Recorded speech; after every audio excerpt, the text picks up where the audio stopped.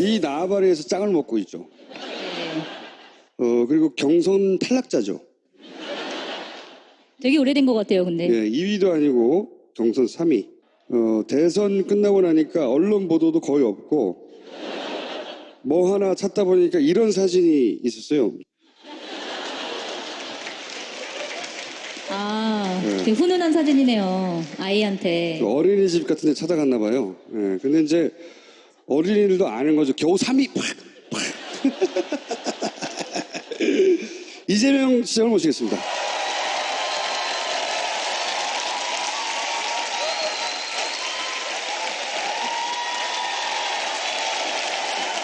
저희 어디입니까? 아, 산성 어린이집이라고요. 예, 동네 순찰 갔다가 들렀는데 똥침을 당했습니다. 근데 왜 난데없이 똥집을 한 건가요? 애들이 가장 재밌게 노는 방식이 저건가 봐요. 아. 제가 얼마 전에도 똥침을 한번 당한 일이 있거든요. 자주 당하시는군요. 되게 오해시고 문재인 대통령이 가서 똥침 안 찌릅니다. 대통령인 줄 아는 거거든. 근데 이제 경선도 탈락이고 3위잖아요. 3위 시장님의 인기도를 볼 때 이 자리를 채울 줄 없을 줄 알았어요. 그래서 제가 이 자리가 다 찬 걸 보고 공무원들이 참 많이 왔구나. 요즘 제가 뭐 하나 뒤져봤더니 그 비서진들이 베이징 대학에서 강연을 하고 있다는 사실을 좀 널리 알려달라고. 얼마 전에 갔다 왔죠. 거기서 부른 겁니까? 내가 가겠다고 한 겁니까? 가겠다고 했구나. 아, 정말 참. 강연 필요 없다고 그러는데 막. 그 이종석 장관 아, 예. 계시죠? 그러니까 그 북경대 뭐 인연이셔서 그분이 주선을 하셔가지고 한번 가서 무슨 강연 하셨습니까? 요즘 뭐 제가 제일 관심 있는 일이 이제 어떻게 3위를 벗어나느냐? 이제 자꾸 저질을 그러지 말고 틀림없이 주무시면 3위 할 거야 아마. 주로 4차 산업혁명, 뭐 그다음에 일자리 나누기, 뭐 기본소득, 공정사회 이런 얘기하죠. 쭉 하시던 이야기. 네. 근데 기본소득은 굉장히 경선 과정에서도 그렇고 그 이전에도 많이 이제 주장을 하셨던 거라서 주목을 굉장히 많이 받았었잖아요. 대선 전에. 다보스 포럼도 초청이 와서. 이번엔 초청이 확실합니까? 제가 빌었을게. 다보스 포럼. 다보스 포럼, 세계 경제 포럼에서도 혁신 행정 사례 뭐 이런 걸로. 혁신 행정 사례. 네. 성남을 혁신적으로 해요. 네. 이번 6월 27일 중국에서 열리는데 거기 가게 됐어요. 되돌아보면 경선 그때 내가 좀 잘못했어 후회된다 이런 거 없어요 혹시? 많이 돌아보게 되죠. 후회되거나 아니면 그때 그랬어야 했던데 혹은 하지 못했던 거나 뭐 이런 거 떠오른 거 없어요? 후회되는 거 많죠. 쭉 읊어보세요 한번. 아니 그러니까 이게 예. 이 경쟁인데 전쟁이 아니다. 제가 수없이 얘기했는데 어느 순간에 보니까 제가 전쟁을 하고 있더라고요. 그건 나중에 깨달으셨죠? 네.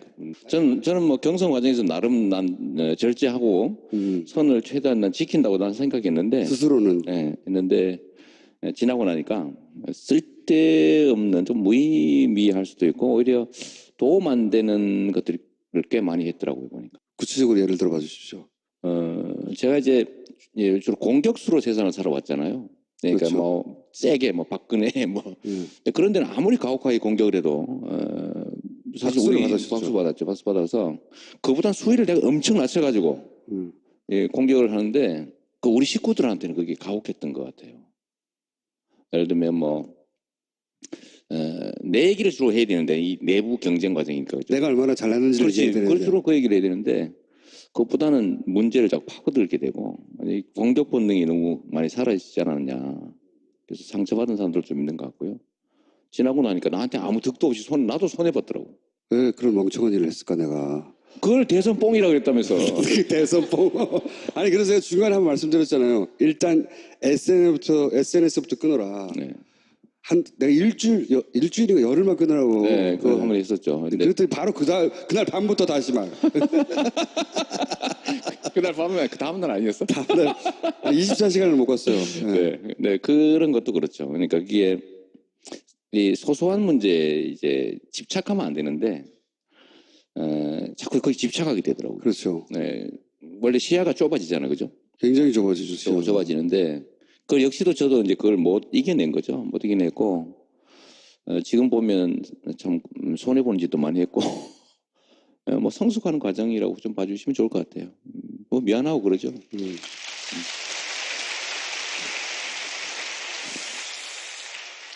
어느 시간이 얼만큼 지나고 나서야 아 내가 바보 같았다 이런 생각하셨어요? 그 시간은 좀 더 걸렸던 것 같고 근데 저는 빨리 좀 잊어버리 좀 정리하는 쪽이어서 경선 끝난 하루 경선 한 날은 진짜 신경질 나더라고요. 야 서울도 일어나 뭐 이런 게 있었는데 3위 하셨을 때 네. 표정에서 드러났었어요 그때. 그래요? 네, 왜냐하면 경선이 끝난 직후에 예를 들어서 안희정 도지사는 2위를 해서 그렇겠지만 간발의 차이로 그냥 여기에 만족한다는 표정에 가까웠거든요. 아, 그걸 보셨어요? 다른 분들도 이제 끝났구나 대장정에 이런 표정이었는데 이재명 시장은 이게 뭐야 씨발. 여기는 어디인가 씨발 뭐 이런 나는 왜 3위인가. 그래서 딱 이제 그날은 어쨌든 이게 감정적으로 약간 이제 정리가 안 된 상태니까 좀 그랬는데 그날로 이제 저는 이미 뭐 지는 건 정해져 있었던 경기였고 그래서 그 다음 날부터 바로 저희는 이제 경선 지원하는 것 쪽으로 마음 정리는 했고 굉장히 적극적으로 네, 뭐 하셔가지고. 나름 네. 열심히 했죠. 이게 많이 그때 잠깐 떨어졌잖아요 또 경선 끝나고. 네.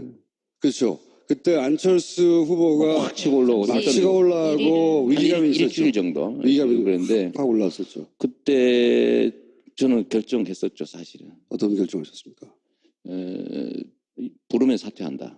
당에서 부르면 네, 사퇴한다. 이런 거거든요. 현직 시장, 도지사, 공무원들은 유세 활동을 할 수가 없잖아요. 그러니까 남은 몇 주라도 유세 활동을 적극적으로 하기 위해서 시장 자리를 던져버리겠다. 집사람하고도 얘기 끝내고 뭐 이러다가 만약에 해서 위험 지경이 되면 전국 요청 안 되면 어떡하냐. 그럼요. 그래서 건강검진도 얼른 받았어요 제가. 공무원 건강검진 있잖아요. 그걸 그만둬버리면 안 되잖아요. 아니 그러면은 성남시장이 지금 아닌 상태로 여기 나와 있을 수도 있어요. 여기 못 왔겠지. 그렇게 집에 있었겠죠. 그때도 역시 뭐 좀 나도 사실 맞았으니까요. 이게 원래 권투 선수는 맞아도 화를 내면 안 되잖아요, 그죠? 아파하면 안 되잖아요. 때리고 맞고 이게 이제 경기의 내용이니까. 근데 맞으니까 화가 나는 거예요. 원래 맞으려고 링에 올라간 거잖아요. 그러니까요. 때리기도 하고 네. 맞으기도 하고. 근데 이 자꾸 맞으니까 화나니까 발길질 하는 경우가 생기잖아요, 그죠? 주먹만 써야 되는데 주먹 써야 되는데 뭐 갑자기 피 깨물고 막. 뭐 그런. 근데 이런 요소도 좀 있긴 해요. 이게 제가 수위를 좀 더 올라갔던 이유가 뭐라 그럽니까? 그 미략설 있잖아요. 미략설이요? 서울시장 나가기로 하고 뭐 네. 이렇게 분위기 메이커, 페이스 메이커로 페이스메이커. 나온 거다. 네. 근데 그 때문에 그게 아님을 증명하기 위해서라도 좀 수위가 올라간 측면도 있고. 그 옛날에 왜 그런 거 있지 않습니까? 그 김일희 선수 알죠? 헤딩 레슬링 선수. 그때 왜 그 병 따개 가지고 찍고 이런 장면 쇼인데 좀 과한. 쇼였던 네. 거죠. 근데 저는 아까도 잠깐 얘기했지만 꼭 그것보다는 저는 진짜 화가 났던 때가 있어요. 어디를 두드려 맞았을 때 진짜 화가 나셨어요? 보면 뭐 많잖아요. 뭐 예를 왜곡하거나 뭐 심지어 뭐 전두환한테 장학금 받은 놈이라든지 뭐 이런 거잖아요. 사람 밑바닥을 후벼 파죠 원래. 파죠. 예. 선거. 화를 내게 하는 것도 사실 실력이거든요. 네. 근데 제가 화를 냈으니까 사실 이미 진 거지. 그거를 경선이 끝난 다음에 깨달았어요. 끝난 다음에 그 전에 알았으면 이래 알았겠지. 한편으로는 그런 생각 안 해보셨어요? 야 어쩌면 내가 경선에서 1위에서 대선 후보가 돼서 대통령이 될 준비가 아직 안 됐었던 거 네. 아닌가. 준비 안 돼 있었죠. 뭐 이렇게 쉽게 인정하고 그래. 아니 진짜로 준비 안 돼 있었어요. 이게 네. 저는 안 될 거라고 봤고요. 하다가 혹시 모르지 이런 생각. 아니 그건 했지. 내가 그때 이게 아니 처음에는 예를 들면 의무감으로 전체적 분위기도 띄워야 되고, 나도 이름도 제대로 알리고. 네. 뭐. 근데 해보니까 잠깐 야 이거 진짜 되는 거 아니야 이런 생각이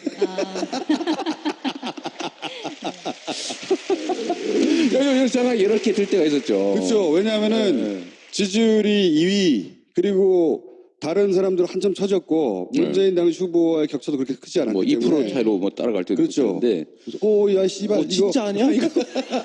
야 씨발 이거 넘어간다. 예. 근데 그때 이제 약간 오버하게 되는 것도 있고 실제로 준비가 안 돼 있었고요. 저 같은 사람은 금방 그렇게 대통령이 되면 안 됩니다. 너무 심하게 솔직하신 거 아니에요? 진짜요? 이런 큰 선거를 한번 겪고 나서 본인이 확 업그레이드 됐다 이런 거 조금 들죠. 왜냐하면 진짜 많이 배웠고 제가 알고 있는 세상보다 훨씬 더 큰 세상이 있고 역시 준비도 훨씬 더 많이 해야 되고 사람도 많이 그야말로 이렇게 관계도 많이 잘 맺어줘야 되고 인적 재산이죠. 그런 측면에서 매우 부족했죠. 저 같은 사람이 이렇게 되면 위험해. 근데 좀 대통령은 그렇다고 생각하시더라도 내년에 또 지방선거인데 그 성남시장에 나가시는 것보다는 오히려 경기도지사 나가는 게 어떻겠냐라고 보시는 분들도 좀 있는 것 같아요. 이거에 대해서 좀 어떻게 생각하시는지. 참. 아니, 이 얘기는 함부로 답을 하면 안 돼요. 왜냐하면 레임덕이 올 수도 있지 않습니까? 성남시에서 레임덕이 올 수도 있고. 아니 근데 경기도지사는 어차피 성남시를 다 같이 하는 거니까. 그렇다 하더라도 성남시장이 다른 사람이 온다는 얘기잖아요. 그 얘기는. 네, 예. 그런 거죠. 네. 그런 것도 있고. 그다음에 이제 잠재적 경쟁자들이 나타나가지고. 뭐 경쟁자는 상관이 없는데 예. 좀 생각 중입니다. 생각 중이고 이제 선택지들이 좀 많아지니까 고민을 하잖아요. 선택의 여지가 없으면 고민할 필요가 없는데. 선택지가 뭐뭐 있습니까? 서울시장 아니 뭐 시장을 계속 할 수도 있고. 네. 자, 성남시장을 계속한다. 성남의 상징으로 네, 앞으로. 네. 네. 그리고 그다음 뭐 서울 뭐 경기 경기도지사, 뭐 이런 얘기도 서울시장도? 있고, 보궐선거 얘기도 서울시장 얘기도 나오고 있는 걸로 알고 있어요. 있고. 대구 하자는 사람도 있는데. 대구 경북지사 하라는 사람도 있어요. 제 고향이 경북이라고. 경북지사 뭐 나가면 막 되는 줄 알아요? 그러니까. 사실 유력한 주자 중에 지자체 출신들이 많아요. 지난번 만희정, 이재명도 마찬가지였고 박원순 뭐 잠재적인. 그러니까 이제 누가 어디로 갈 것이고 그 구도 하에서 이제 차기 대선도 이제 그림을 그려질 테니까 궁금들 하겠죠, 다들. 근데 보면은 경기도지사 같은 경우에는 굉장히 좋은 자리고 그러니까 행정을 경험할 수 있는 좋은 자리인데 경기도지사 출신이 대통령이 된 적이 한 번도 없어서 징크스로 남아 있거든요. 이인재, 손학규. 네. 성남시장도 한 번 대선 후보가 돼본 일도 없어요. 아, 네. 아, 그럼 처음 기록을 깨겠다. 언제나 그런 거죠. 세기를 가야지. 공무원 여러분 아무 데나 박수 치지 마세요. 근데 가능하면 네. 순리대로 하려고 그럽니다. 그 순리가 뭐냐 이거죠. 모두에게 순리가 다르기 때문에 여하간 옵션은 성남시장을 계속할 수도 있고 다른 지역의 도지사나 시장을 할 수도 있다. 열려 있다. 예. 근데 그 옵션 중에 사람들이 제일 궁금해할 옵션 중에 하나는 경기도시는 어떤 면에서 자연스러워요. 성남에서 경기도에서 지역도 같고. 근데 서울시장 출신 대통령이 있거든요. 있죠. 네. 이명박 굉장히 대통령이라고. 네. 그리고 서울시장 나온 다음에 대선 도전했거든요. 박원순 시장도. 네. 예. 그러니까 대통령 후보 군으로 가는 가장 뭐랄까 큰 관문 정도로 취급받고 그러니 서울시장을 만약에 생각하시면 이제 박원순 시장도 있잖아. 잘하고 계시고. 제가 보기엔 잘하고 계세요. 하지만 내가 더 잘할 수 있다? 하여튼 잘하고 계시고요. 네. 잘하고 계셔서 박 시장께서 계속 만약에 하시면 거기를 제가 뭐 이렇게 하긴 좀 어려워지지 않을까 싶어요. 아마 한두 달 이내에는 입장을 세우셔야 하겠죠? 그래야 되겠죠. 뭐 그래야 좀 혼선도 좀 예방하고. 그러면은 이제 시장님이 입장을 세울 때 제일 먼저 파파이스에 나와서 알려주세요. 뉴스 공장으로 갈까요? 그것도 안 괜찮고요. 됩니다. 한겨레 TV 자, 파파이스에 넣으셔야 됩니다. 문재인 후보라고 불리던 정치인이 대통령이 됐어요. 그 과정을 지켜보는 게 이제 일반 유권자하고는 좀 다른 경험이었을 텐데 쭉 대선을 거쳐서 결국은 대통령이 되고 입성한 이후에 한 달여간 하는 것을 보고 네. 어떠셨어요? 정말 잘하고 있어요. 그래요? 아, 정말로 잘하고 계시고, 내가 저렇게 하려고 그랬는데, 뭐 이런 것도 있고요. 예. 내 거 베꼈네, 뭐 이런 거. 예. 그런 게 있어요. 근데 그보다도 생각 못한 이상으로 잘하고 있다는 생각이 들어요. 어떤 점, 좀 구체적으로. 섬세하다는 거. 섬세하다. 예, 그러니까 뭐 사람들의 감성을 존중하는 것 같아요. 그렇죠. 이 권력자들은 원래 이게 일방적이거든요. 그래도 되니까. 그래도 되니까 편하고 또 재밌고. 근데 재밌고. 그걸 하지 말아야 되거든요. 그렇죠. 예. 그게 절제잖아요. 그걸 하시는 것 같아요. 근데 그게 모든 걸 상징하는 게 있죠. 마음이거든요, 그게. 원래 작은 데서 진심이 드러나잖아요. 큰 일은 누구나 하거든요. 작은 거, 배려. 그다음 이 섬세함, 그런 측면에서는 정말 대단한 분이라는 생각이 들죠. 함부로 하지 않고, 권력을 함부로 휘두르지 않고, 뭐 그러면서도 또 자기 할 거 다 하고, 또 지금은 아직은 사실 초입이죠. 겨우 뭐 한 달 열흘 지났어요. 그럼요. 이게 뭐 경기로 치면은 지금 그 라커룸에서 신발끈 메고 있는 상태예요. 그러면서 뭐 이런저런 작전 얘기하고 하는 정도라서 막상 이제 경기가 시작되면 이제 기득권하고 부딪히잖아요. 그렇겠죠. 벌써부터 네, 이미 지금 벌써 야당이랑 전인데 네. 특히 경제적 문제, 노동 문제나 아니면 뭐 재벌 개혁, 그다음에 남북 문제, 뭐 이런 것들이 이제 내기대 실제로 부딪히기 시작하면 그때는 정말 어려울 텐데 잘 헤쳐나갈 것 같아요. 잘 헤쳐나갈 것 같고, 그래서 저도 사실은 뭐 이 문재인 정부가 성공해야 저도 살아남으니까. 그리고 그게 제가 수없이 말씀드렸지만 제가 어떤 자리를 차지하기 위해서가 아니라 세상을 바꾸기 위해서 그 권한이 필요했다고 얘기했는데, 그러면 사실 내가 아니라 누가 하든 무슨 상관이 있습니까? 잘하기만 하면 되는 거지. 근데 왜 출마하셨어요? 내가 더 잘할 줄 알았지.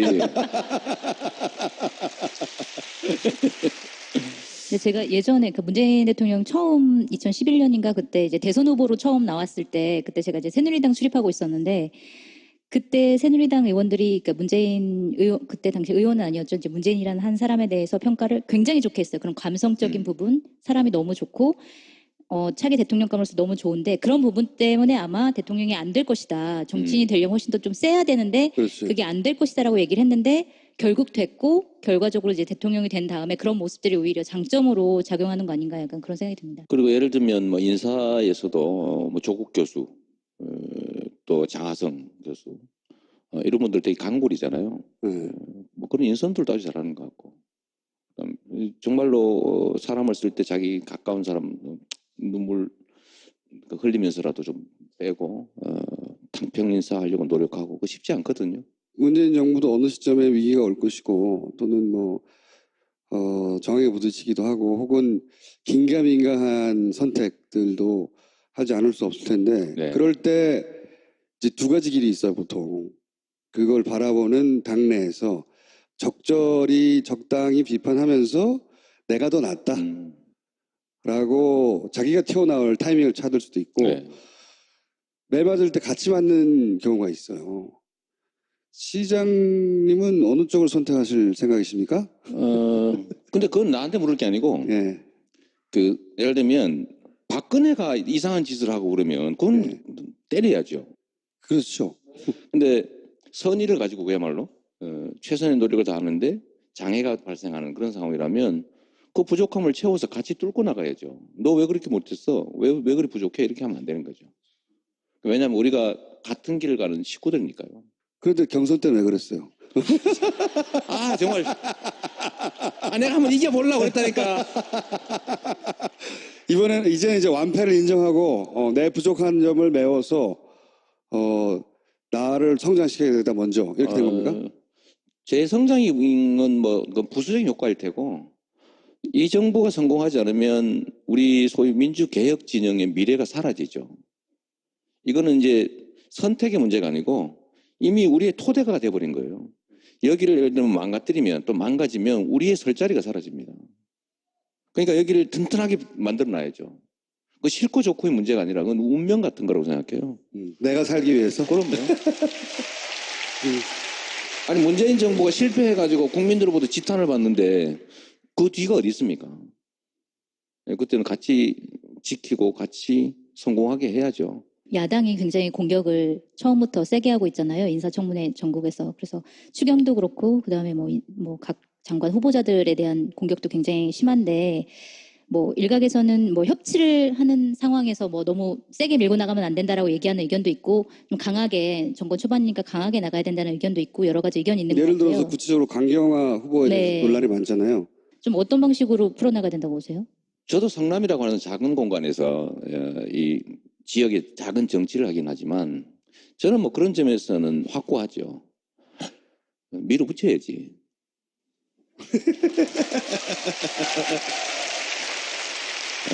근데 예를 들면 부정부패 사범에 전에 왜 무슨 환경부 장관 하던 저 박근혜가 지명했던 이상한 사람이 있었잖아요. 이름은 기억이 안 나지만 네. 그런 거 밀어붙이면 안 되는 거죠. 네. 그런데 지금은 충분히 밀어붙일 만한 인물들이 있다. 그러니까 예를 들면 기본적으로 좋은 의지를 가지고 있는 거고 능력이나 객관적인 평가에서 결코 부족함이 없고 근데 이런저런 뭐 과거에 뭐 흠들이 있다고는 하지만 도덕적으로 완벽하게 흠결 없는 종교 지도자를 뽑는 게 아니거든요. 일할 사람을 뽑는 거죠. 물론 뭐 아주 정말로 심각한 문제가 있다면 그거야 해야 되겠죠. 제가 보기엔 지금 상태로는 큰 문제가 없어 보이고요. 이럴 때 결국은 실적이 증명합니다. 지금 예를 들면 국민들이 막 이렇게 지지를 많이 한다고 해도 나중에 봤더니 되는 것도 없고 안 되는 것도 없고 뭐 우리의 삶은 바뀌지 않았어. 도대체 네가 뭐 했는데 이렇게 되면 심각하거든요. 근데 만약에 지금 이 국면에서 밀어붙였다고 욕을 먹었다. 예를 들면 야당한테서. 근데 일을 진짜 잘해서 좋은 결과를 만들어서 국민들의 삶이 개선됐다. 국가의 미래가 밝아졌다. 이러면 당연히 지지하죠. 결국은 실력과 성과다. 근데 그런 측면에서는 이럴 때는 그냥 얼른 해치워버리는 게 제일 좋다고 생각해요. 문제는 뭐냐면 이제 야당의 행태가 원래 이제 그렇게 하면 안 되지만 그러니까 장관 후보자들을 자꾸 거래를 하려고 하잖아요. 네. 누구를 떨어뜨리면 우리가 이거 해줄게. 이것만 그러니까요. 반드시 떨어뜨려야 돼. 뭐 이거 강행하면 우리 이거 안 해줄 거야. 이런 식으로 이제 연계를 하고 있기 때문에 그게 상당히 어려운 부분인 것 같아요. 그래서 이 장관 후보자들 사거리 한꺼번에 해버렸어야 돼요. 순차적으로 하지 말고 순차적으로. 정신없게 또 확 당해. 거래 못하게. 물론 이제 어려움이 있겠죠. 어려움이 정말 검증도 해야 되고 사람 찾기도 그리 만만치는 않을 테고. 근데 이런 거 가지고 거래하면 안 되거든요. 결국 실적으로 증명하는데 지금 여기서 예를 들어 협조적 태도를 취해서 그들이 원하는 걸 들어주면 그럼 그들이 다음에 협조할 것 같으냐? 저는 아니라고 생각해요. 맞아요. 네. 협조 안 합니다. 계속 달리고. 두 가지 길이 있어요. 야당이 원하지 않는 인선이나 결정을 해서 야당이 계속 반대하게 하는 길과 그리고 야당이 원하는 걸 조금씩 들어줘서 더 신난 야당이 계속 반대하는 길. 두 가지 길밖에 없거든요. 실제로는.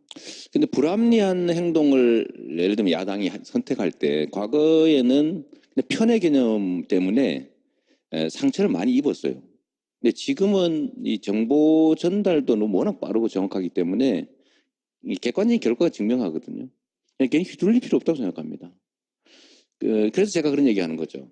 제대로 된 합리적인 보수라면 불합리한 행동을 하지 않을 거잖아요. 근데 불합리한 행동을 하는 그다음에 뭐 국가나 국민을 생각해보는 자기들의 집단 이익을 먼저 생각하는 그런 세력들을 우리가 보통 수구 뭐 이렇게 부르지 않습니까? 쓰고 꼴통이요. 꼴통이라. 제가 좀 표현을 좀 줄이기로 했어요 지금부터. 아니 말을 좀 곱게 쓰기로 하셨어요? 네, 좀 곱게 쓰기로 했어요. 이것도 이번에 배운 거예요.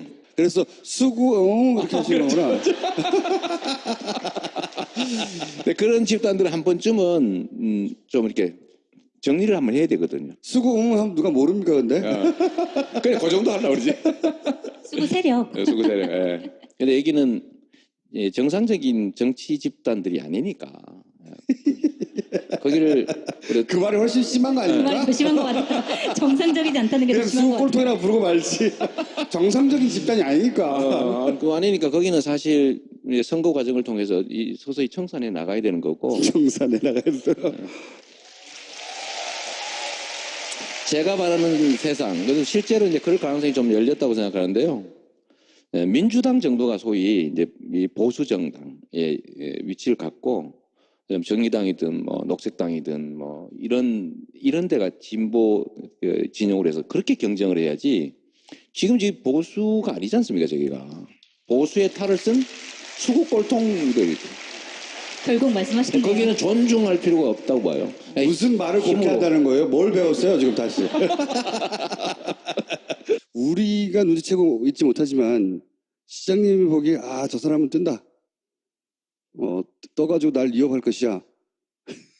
이런 잠재적인 우량주 있습니까? 김어준이라고. 예를 들어 조국 민정수석 있잖아요. 그렇죠. 네, 조국. 그분이 민정수석을 5년간 할 일은 없을 것 같아요. 그럼요. 그리고 민정수석을 했다는 건 이미 정치의 뜻을 뒀다는 거고요. 그래서 예를 들어서 뭐 부산시장이라든가 이런 식으로 그렇죠. 나와가지고 한번 이렇게 정치인이 본격적으로 되기 시작하면 그 기럭지라든가 그럼요. 기럭지라든가 이 거의 반칙에 가깝거든요. 예? 유일한 흠이라고 하면 배바지? 그것도 심지어는 요즘 물어보면 여성들이 다리가 길어서 그런 거라고 배바지가 아니라 굉장히 참혹한 현상인데 그런 분들이 라이벌이 될 수 있지 않을까요? 4년 후면 이제 본격적인 경정 국면이 다시 열릴 텐데 4년은 엄청 긴 세월입니다.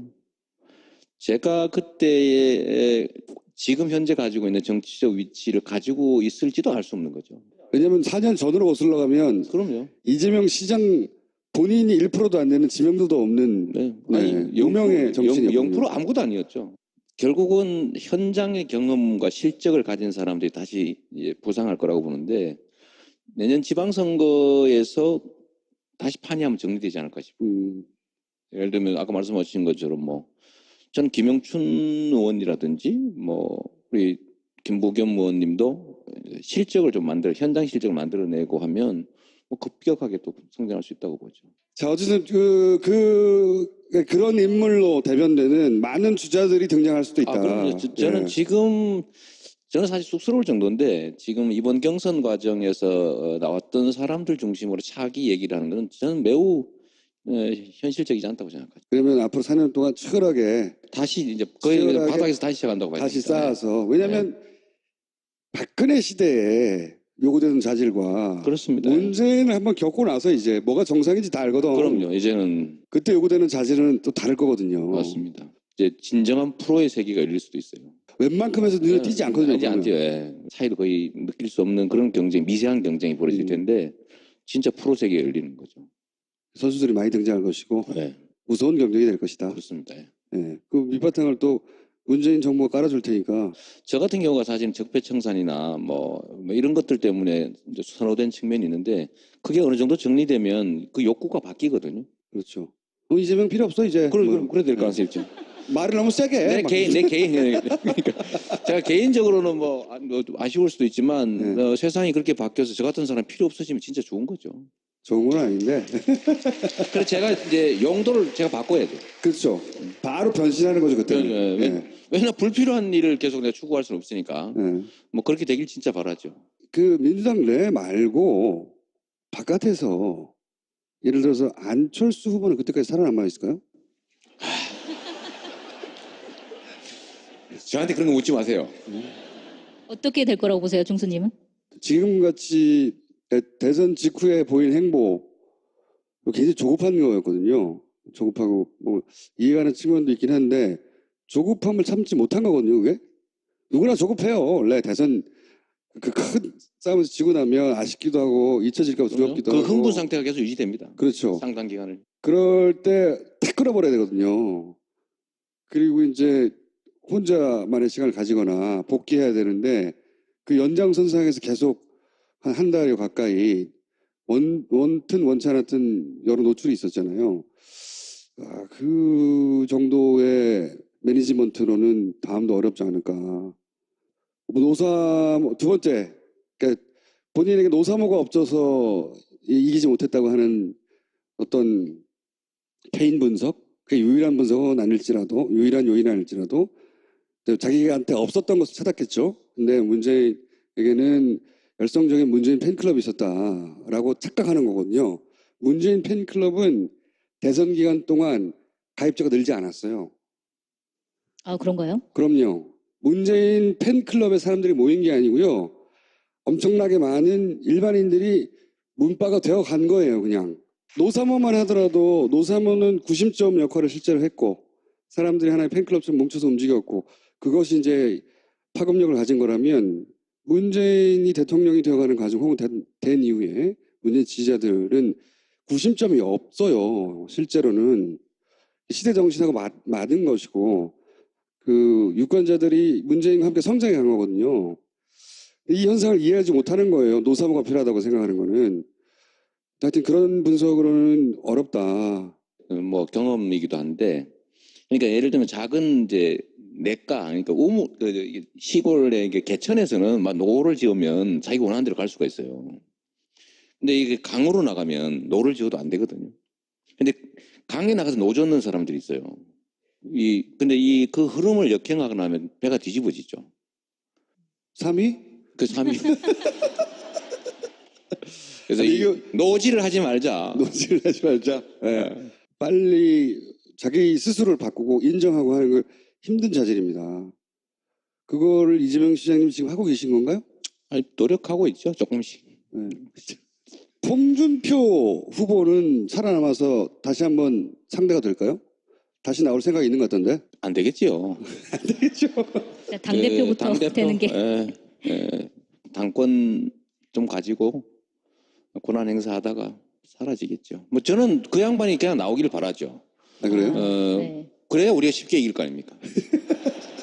근데 뭐 지금 자유한국당이나 바른정당이나 어쨌든 보수 쪽에서 좀 눈여겨보는 정치인이 좀 있으세요? 이 사람은 좀. 그러니까. 그런 사람들이 성장하겠죠. 그쪽에도. 성장을 하고 저는 성장 안 했으면 좋겠는데.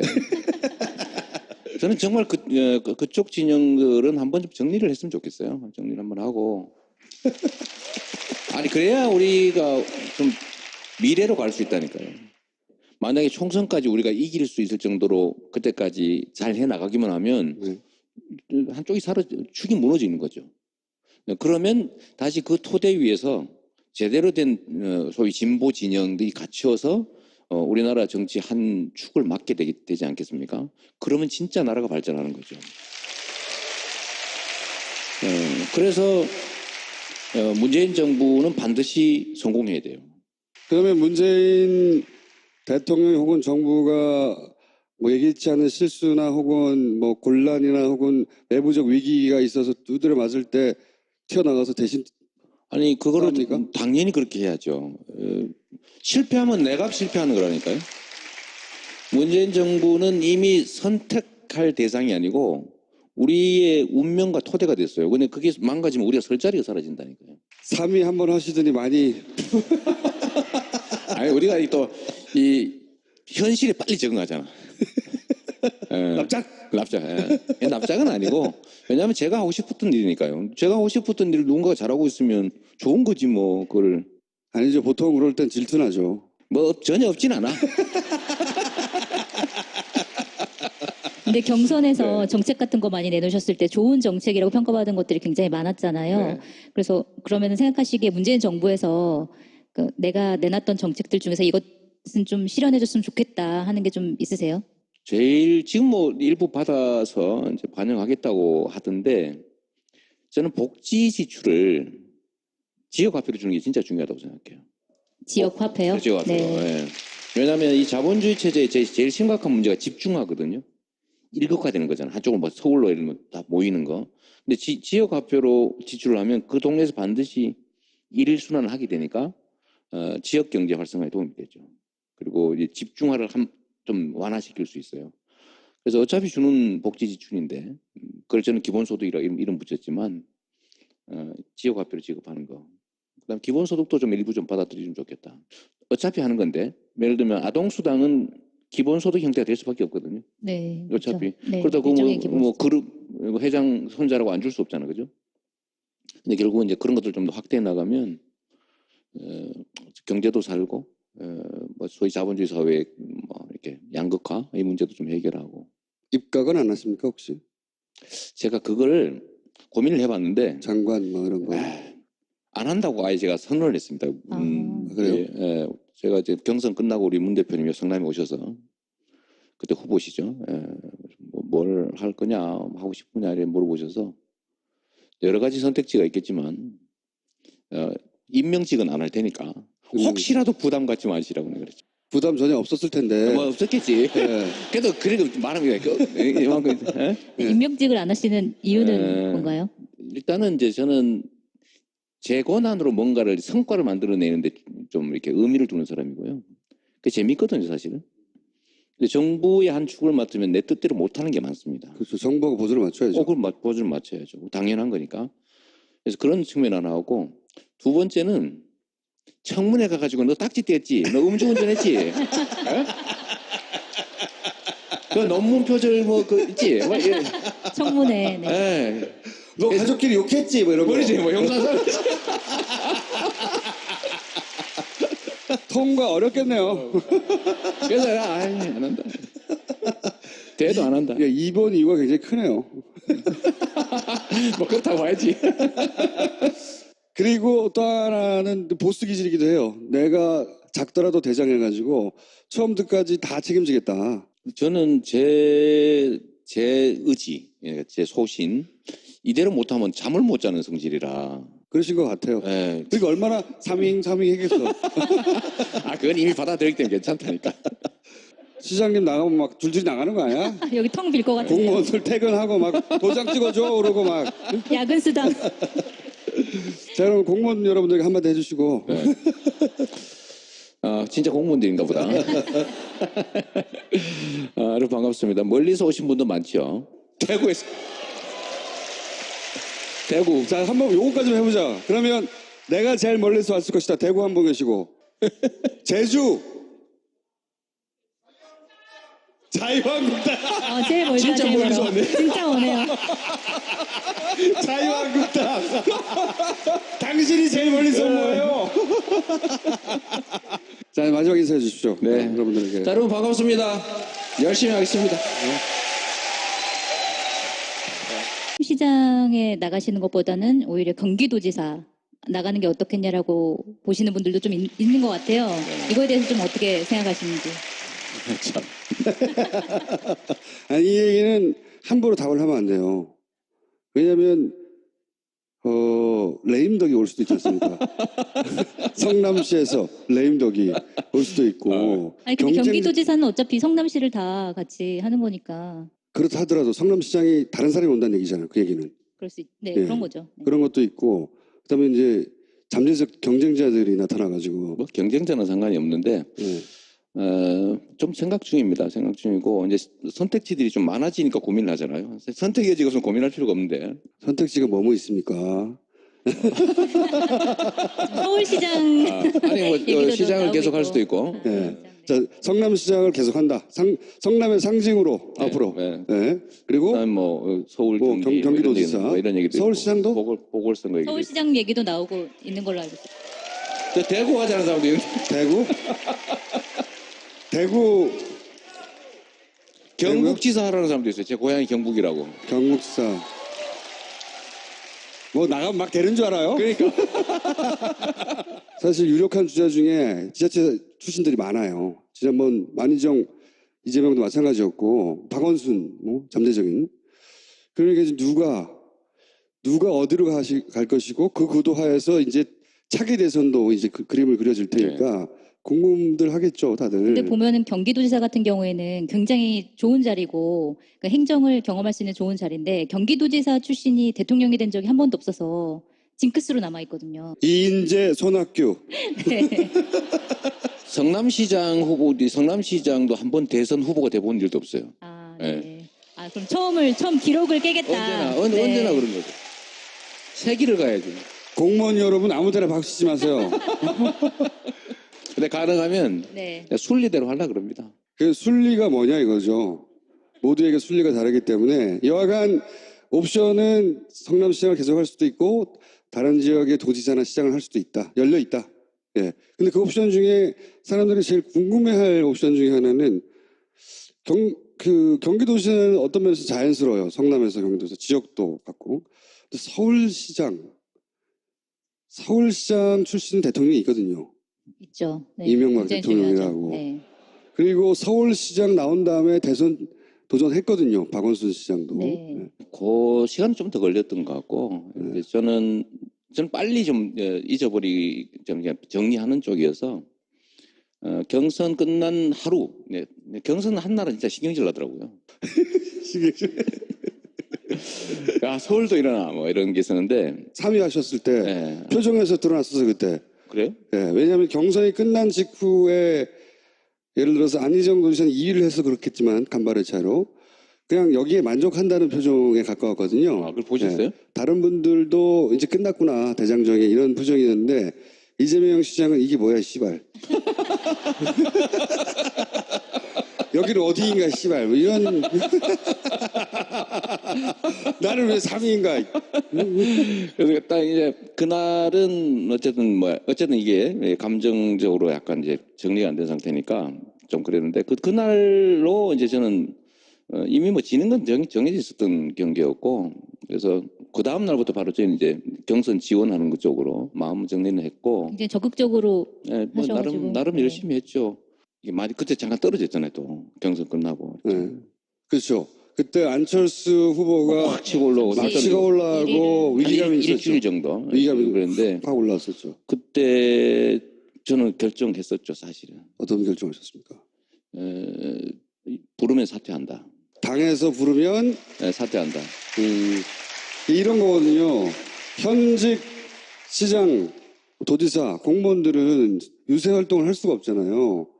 그러니까 남은 몇 주라도 유세 활동을 적극적으로 하기 위해서 시장 자리를 던져버리겠다. 집사람하고도 얘기를 끝내고 뭐 이러다가 만약에 해서 위험 지경이 되면 전국 요청 안 되면 어떡하냐. 그럼요. 그래서 건강검진도 얼른 받았어요 제가.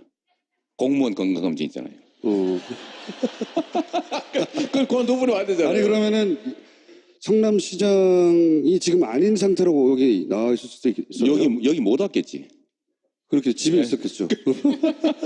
그때도 역시 뭐 좀 나도 사실 맞았으니까요. 이게 원래 권투 선수는 맞아도 화를 내면 안 되잖아요, 그죠? 아파하면 안 되잖아요.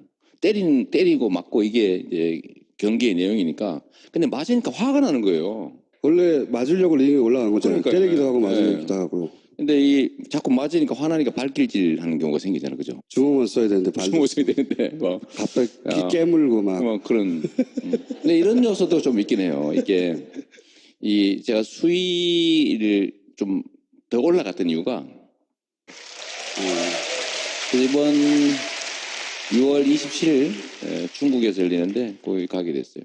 되돌아보면 경선 그때 내가 좀 잘못했어 후회된다 이런 거 없어요 혹시?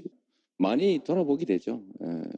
후회되거나 아니면 그때 그랬어야 했던데 혹은 하지 못했던 거나 뭐 이런 거 떠오른 거 없어요? 후회되는 거 많죠. 쭉 읊어보세요 한번. 아니 그러니까 이게 예. 이 경쟁인데 전쟁이 아니다. 제가 수없이 얘기했는데 어느 순간에 보니까 제가 전쟁을 하고 있더라고요. 그건 나중에 깨달으셨죠? 네, 저는 뭐 경선 과정에서 나름 절제하고 선을 최대한 난 지킨다고 난 생각했는데 스스로는. 했는데 지나고 나니까 쓸데없는 좀 무의미할 수도 있고 오히려 도움 안 되는 것들을 꽤 많이 했더라고요 보니까. 구체적으로 예를 들어봐 주십시오. 제가 이제 주로 공격수로 세상을 살아왔잖아요. 그러니까 그렇죠. 뭐 세게 뭐 박근혜 뭐 그런 데는 아무리 가혹하게 공격을 해도 사실 박수 받았죠. 박수 받아서 그보다 수위를 내가 엄청 낮춰가지고 공격을 하는데 그 우리 식구들한테는 그게 가혹했던 것 같아요.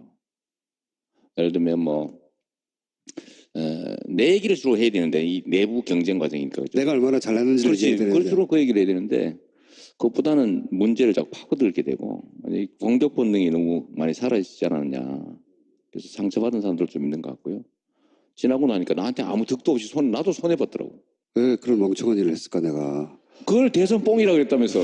대선 뽕. 아니 그래서 제가 중간에 한번 말씀드렸잖아요. 일단 SNS부터 끊어라. 네. 내가 일주일인가 열흘만 끊으라고. 네, 그거 한번 했었죠. 근데 그랬더니 바로 그날 밤부터 다시 막. 그날 밤에 그 다음 날 아니었어? 다음날 24시간을 못 갔어요. 네, 그런 것도 그렇죠. 그러니까 그게 이 소소한 문제에 이제 집착하면 안 되는데 자꾸 거기 집착하게 되더라고요. 그렇죠. 네, 원래 시야가 좁아지잖아요, 그죠? 굉장히 좁아지죠. 좁아지는데 그 역시도 저도 이제 그걸 못 이겨낸 거죠. 못 이겨냈고 지금 보면 참 손해 보는 짓도 많이 했고 뭐 성숙하는 과정이라고 좀 봐주시면 좋을 것 같아요. 뭐 미안하고 그러죠.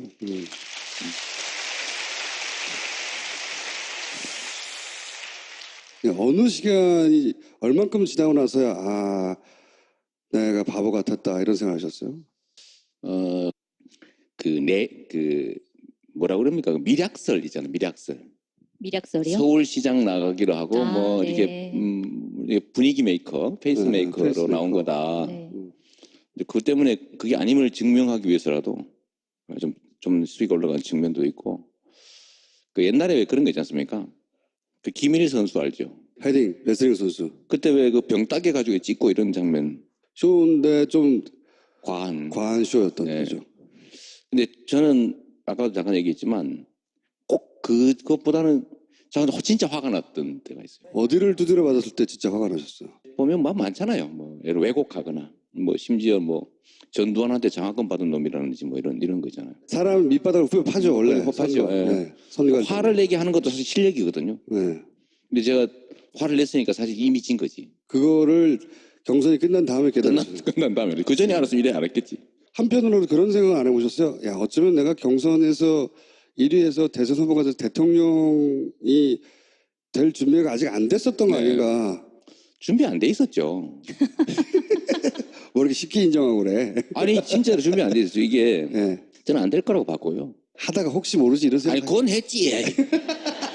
그만큼 내가 그때 이게 아니 처음에는 예를 들면 의무감으로 전체적 분위기도 띄워야 되고, 나도 이름도 제대로 알리고. 네. 뭐. 근데 해보니까 잠깐 야 이거 진짜 되는 거 아니야 이런 생각이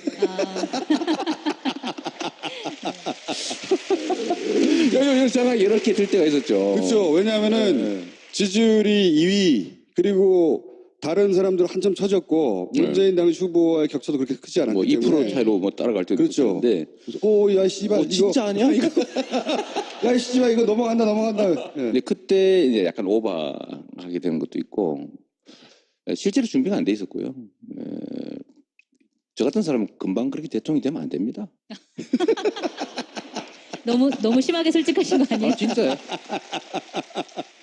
이런 큰 선거를 한번 겪고 나서 본인이 확 업그레이드 됐다 이런 거 조금 들죠. 왜냐하면 진짜 많이 배웠고 제가 알고 있는 세상보다 훨씬 더 큰 세상이 있고 역시 준비도 훨씬 더 많이 해야 되고 사람도 많이 그야말로 이렇게 관계도 많이 잘 맺어줘야 되고 인적 재산이죠. 그런 측면에서 매우 부족했죠.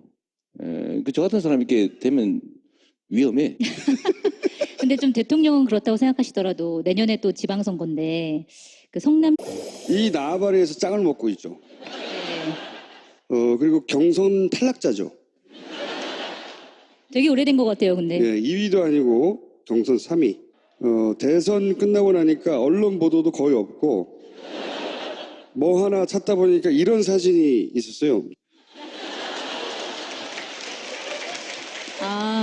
되게 훈훈한 사진이네요. 아이한테. 어린이집 같은 데 찾아갔나 봐요. 근데 이제 어린이들도 아는 거죠. 겨우 3위 팍! 이재명 시장을 모시겠습니다.